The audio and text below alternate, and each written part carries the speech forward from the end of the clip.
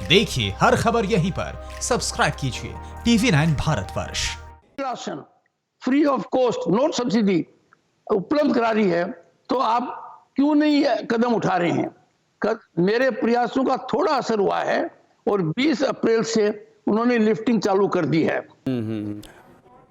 लेकिन धनखड़ साहब आप जो बातें कह रहे हैं एकदम साफ स्पष्ट हो रहा है। आप ये कह रहे हैं कि रूलिंग पार्टी जो कि वहां पर टीएमसी है, टीएमसी के कार्यकर्ताओं का हाथ है, सरकार इसमें इन्वॉल्व है। अगर सरकार इसमें इन्वॉल्व है, पश्चिम बंगाल बीजेपी की ओर से भी कहा जा रहा है कि सीबीआई जांच होनी चाहिए जो राशन घोटाला वहां पर हो रहा है। आपका क्या, आप चूंकि वहां के राज्यपाल हैं, आपको क्या लगता है कि इस मामले की जांच होनी चाहिए? और अगर जांच होनी चाहिए तो ये जो सीबीआई जांच की मांग की जा रही है, ये मांग कितनी जायज है? देखिए अभिषेक जी, ये समय गरीब को फ्री राशन पहुंचाने का है। सबसे ज्यादा काम वहां करना है। मेरा सरकार से खास अनुरोध रहा है, please unlock PDS from the control of political party, unlock it from hijacking. क्यों कि ये एक स्कैम डेवलप हो रहा है, ये बैलून डे बाय डे बढ़ता जा रहा है। यदि अगर ऐसा ही बढ़ता रहा तो राज्य ने जो पहले स्कैम देखे थे उनसे भी गंभीर हो सकता है। समय रहते आगाह कर रहे हैं धनखड़ साहब, आप समय रहते आगाह कर रहे हैं, इसीलिए मैं बार बार इसी सवाल पे आ रहा हूं। आप ये कह रहे हैं कि स्कैम हो रहा है तो कोई तो जांच करेगा स्कैम की। स्कैम अगर हो रहा है तो जांच तो होगी ना उसकी। अभिषेक जी, सबसे ज्यादा प्रायोरिटी है गरीब के पास फ्री राशन पहुंचे। गरीब के पेट में जो फ्री राशन जाना है वो तिजोरी में नहीं जाए, वो ब्लैक मार्केटिंग में नहीं जाए, वो प्रॉफिटियरिंग में नहीं जाए। जो जांच का विषय पॉलिटिकल दल कर रहे हैं, मैंने अनेक राजनीतिक दल के नेताओं से बात की है, कम्युनिस्ट के नेताओं से बात की है, उनके पास भी प्रांत की पूरी जानकारी है, उन्होंने भी मुझे जानकारी दी है। उन सबका तो अध्ययन हो जाएगा, पर सबसे प्रायोरिटी यह है कि सकारात्मक कदम उठाते हुए पीडीएस का डिस्ट्रीब्यूशन सरकारी तंत्र ही करे। पॉलिटिकल वर्कर का इससे कोई लेना देना नहीं है। ये पूरा माल गरीब तक पहुंचे, सही क्वांटिटी का पहुंचे, सही क्वालिटी का पहुंचे, सही समय पर पहुंचे, और इसका कोई पैसा गरीब से नहीं लिया जाए, क्योंकि ये सब्सिडी का नहीं है, ये पूरी तरह फ्री है। जितनी स्कीमें चल रही हैं उनके अलावा है। ये एक बहुत ही दूरदर्शिता दिखाता हुआ स्कीम है प्रधानमंत्री जी की, प्रधानमंत्री गरीब कल्याण अन्न योजना। इसका उद्देश्य एक ही है कि इस कोविड की संकट घड़ी में 3 माह तक किसी भी गरीब को खाने पीने का संकट नहीं हो। देखिए, ऐसे हालात में प्रयास करना जरूरी है। मैं लगातार प्रयास कर रहा हूं कि राज्य सरकार और मुख्यमंत्री राजनीतिक अंटेना को बंद कर दें, राजनीति का खेल नहीं करें, वोट बैंक की चिंता नहीं करें। इस समय कोविड-19 को भारत सरकार के साथ मिलकर लड़ें। और जो हालात आपने बताए हैं, मैं आपको एक बात बताना चाहता हूं। मैं किसान परिवार से आता हूं, मुझे बड़ी भारी पीड़ा हुई है। पश्चिम बंगाल में 70 लाख किसान हैं। पश्चिम बंगाल के 70 लाख किसान हमारे अन्नदाता हैं। आज वो संकट में हैं। भारत सरकार की एक स्कीम है, प्रधानमंत्री किसान निधि, किसान सम्मान। वो देश के हर किसान को अब तक 10,000 रुपये मिल चुके हैं। पिछले साल 6,000 मिले, जनवरी में 2,000 मिले और कोविड के दौरान 2,000 मिले। राज्य में 70 लाख किसानों को यदि अगर ये राशि मिलती तो ये राशि 7,000 करोड़ से ज्यादा की है। कोविड के दौरान 1,400 करोड़ मिलते, इसी जनवरी को 1,400 करोड़ और मिलते। अब पश्चिम बंगाल के 70 लाख किसानों का जो 7,000 करोड़ पर अधिकार था, जिसमें राज्य सरकार का कोई सहयोग नहीं है, कोई अंश नहीं है, वो सीधा बिना कट के किसान के खाते में जाता। एक पैसा नहीं गया। उसका एक ही कारण है, पश्चिम बंगाल की सरकार ने केंद्र को वांछित जानकारी नहीं थी। पिछले 6 महीने से लगातार मैं प्रयासरत हूं। मुख्य सचिव को भी मैंने समझाने की कोशिश की, किसान के हित पर यह डाका नहीं पड़ना चाहिए, किसान पर यह कुठाराघात नहीं होना चाहिए। पश्चिम बंगाल का किसान दुखी है, क्यों उसको यह राशि नहीं मिले? और 7,000 करोड़ रुपए कम नहीं होते हैं। दूसरा, केंद्र की टोली आई है। ममता जी ने कोरोना लड़ाई के दौरान एक टीम का गठन किया। उस टीम में देश के बाहर के लोग भी हैं। मैंने कहा जो कदम उठाया ठीक उठाया होगा, राज्यपाल की हैसियत से मुझे उसका आदेश नहीं पता, मुझे उसके मिनट्स नहीं पता, डेलिब्रेशंस नहीं पता, एक्टिविटीज नहीं पता। और पूरे देश और प्रदेश में बड़े बड़े विज्ञापन छप चुके हैं। राज्यपाल को अंधेरे में रखना बहुत बड़ी गलती है।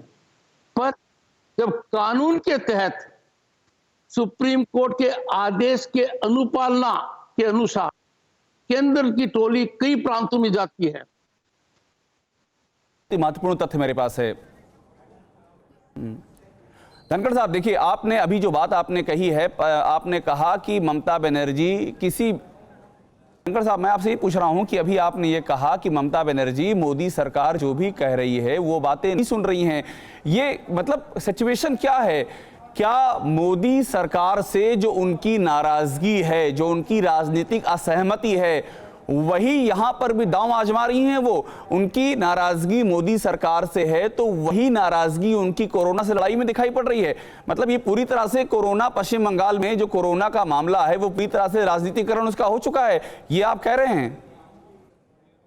मैं ये कह रहा हूं, केंद्र सरकार की मदद न लेकर ममता बनर्जी बहुत ही गलत जन विरोधी काम कर रही है। यदि अगर 3 महीने का फ्री राशन गरीब के लिए नहीं ले रहे हैं तो उन 6 करोड़ लोगों के साथ एक बहुत बड़ा कुठाराघात जैसा हमला हो रहा है।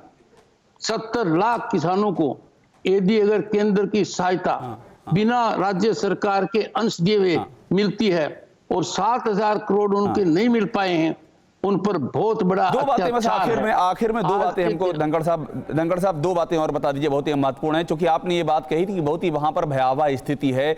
मैं क्या मानूं, ये भी खतरा जताया जा रहा है जिस तरह से वहां पर खुलेआम धज्जियां उड़ाई जा रही हैं ममता बनर्जी के राज में। वहां पर खुलेआम हम देख रहे हैं कि गैदरिंग हो रही है, लोग इकट्ठा हो रहे हैं। एक ये भी कुछ विशेषज्ञों ने यह भी कहा है कि पश्चिम बंगाल में इन हालातों में सामुदायिक संक्रमण का भी खतरा हो सकता है, जिसे कि कम्युनिटी स्प्रेड कहते हैं। आपको क्या जानकारी इसके बारे में? देखिए, Paschim Bengal is a vulnerable state from this perspective, क्योंकि हमारी डेंसिटी ऑफ पॉपुलेशन और हमारे कुछ पॉकेट्स ऐसे हैं जहां यदि अगर ये बढ़ गया तो बहुत ही भयानक स्थिति होगी। मैं 22 मार्च से लगातार सरकार का ध्यान आकर्षित इस ओर कर रहा हूं। मैंने कहा है कि इसमें कुछ भी शिथिलता आएगी, हमें ऐसे परिणाम भुगतने पड़ेंगे जो अनमैनेजेबल हो जाएंगे। और इसका सबसे सही रास्ता है कि अधिकारियों को जिनकी जिम्मेवारी है उनको सख्ती से अकाउंटेबल किया जाए और जो गरीब को मदद मिलनी है वो बिल्कुल आप जो बातें कह रहे हैं वो बात मेरी पूरी तरह समझ में आ रही है। बस चूंकि आखिर में आपसे आखिरी पूछना इसलिए पूछ रहा हूं कि आपके पास इनपुट क्या है धनखड़ साहब? क्या वाकई पश्चिम बंगाल में कम्युनिटी स्प्रेड का खतरा है? कम्युनिटी स्प्रेड का वहां पर अभी जो हालात हैं, मैं आपको बताऊं, जब मैंने आपको कहा कि मेरे दैनिक कार्य में 3-4 घंटे की बढ़ोतरी हुई है, मैं राज्य के सभी राजनीतिक दल के प्रमुख नेताओं से रोज बात करता हूं। मैं जो सांसद उपलब्ध होते हैं उनसे बात करता हूं। Academia, business, industry, labour, workers across the state बात करता हूं। कम्युनिस्ट पार्टी का यहाँ बहुत ही परिपक्व नेतृत्व है। संकट की घड़ी में मैं उनसे राय भी लेता हूं। प्रतिपक्ष के नेता हैं, भारतीय जनता पार्टी के नेताओं से लेता हूं और मैं टीएमसी के अध्यक्ष से भी लंबी चर्चा की है, स्टेट प्रेसिडेंट से। उसके बाद उन्होंने दरकिनार कर लिया। मेरा उद्देश्य है कि मेरी जानकारी छनकर सही तरीके से पहुंचे मेरे पास। तुरंत कोई जानकारी आ जाए उस पर एक्शन नहीं लेता, पर जब ये जानकारी आती है, मैच्योर पॉलिटिकल पार्टीज एग्री करती हैं, उनके रिप्रेजेंटेशन आते हैं, वो कहते हैं हालात बहुत भयानक हैं, वो कहते हैं प्रांत में पहले फूड राइट्स देखे थे। ऐसी परिस्थिति में यदि अगर मैं सरकार को आगाह नहीं करूं और ममता बनर्जी के दृष्टिकोण को मान करूं कि कोविड-19 के दौरान राज्यपाल को सिर्फ स्लिप मोड में रहना है, मैं इस शुक्रिया असहमत शुक्रिया हूं। और आज मैंने जगदीप धनखड़ साहब, शुक्रिया। आपने बहुत ही बेबाकी से अपनी बातें कही और आप जितनी बातें कर रहे हैं उसका पूरा निष्कर्ष ये है कि पश्चिम बंगाल में जो कोरोना के विरुद्ध लड़ाई में गंभीरता होनी चाहिए, उस गंभीरता की जगह वहां पर राजनीति ने ले ली है। और सबसे बड़ी बात यह है कि ममता बनर्जी की सरकार, जो राज्यपाल, पश्चिम बंगाल के राज्यपाल ने हमको जानकारी दी, वो इस पूरी कोरोना की लड़ाई में भी राजनीति के अवसर ढूंढ रही है और वोट बैंक का एक बड़ा नाम लिया कि वोट बैंक की भी यहां पर राजनीति की जा रही है। अड़ी सोमवार से शुक्रवार शाम 6 बजे सिर्फ TV9 भारतवर्ष पर।